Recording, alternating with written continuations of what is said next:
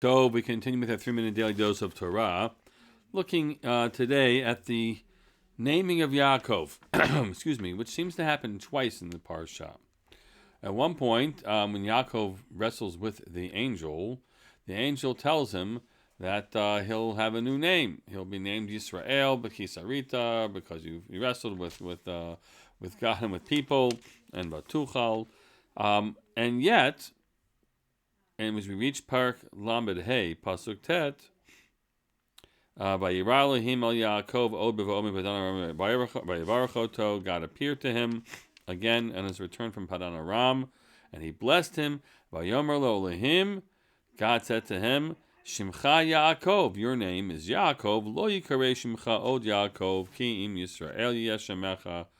But rather, your name will no longer be called Yaakov, but rather your name will be Yisrael. Vayikrat Shemo Yisrael, and he named him Yisrael.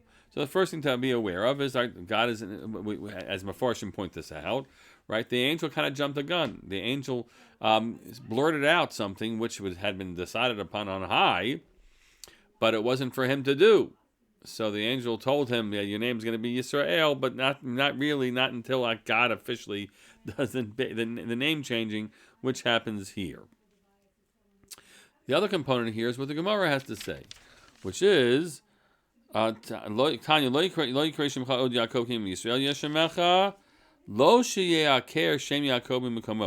says here that your name will no longer be Yaakov, it'll be Yisrael, doesn't mean that the name of Yaakov is uprooted.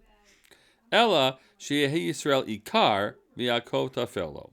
Rather, that the name Yisrael will be the primary name and Yaakov will be secondary to it. Now, they have to say this because God goes on to talk to him and call him Yaakov. In fact, later on, when God speaks to him, Vayigash, it says, God called Yisrael, Vayomer Yaakov, Yaakov. Right? God called out to Yisrael, and he said, Yaakov, Yaakov. So clearly, God still calls him Yaakov, too. So there's something going on here, which is different than other names. Avram's name is no longer Avram; it's now Avraham. Sarai's name is no longer Sarai, but it's Sarah. Yehoshua's name is no longer Hosea; it's Yehoshua. But here, Yaakov carries both names, and maybe, there's a sense that all the elements of these two names will be with him, and that Yisrael is the fighting name of this person, and Yaakov is the other part, which could mean a lot of different things, including whatever it means. So the other person of him is still present in him, right? And so in that way it's different and distinct.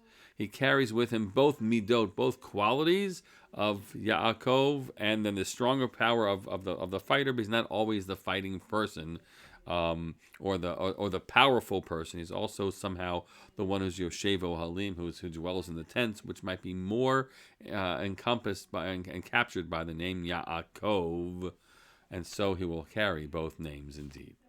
Hope that was an interesting way to look at this distinctive nature of this man, Yaakov Yisrael.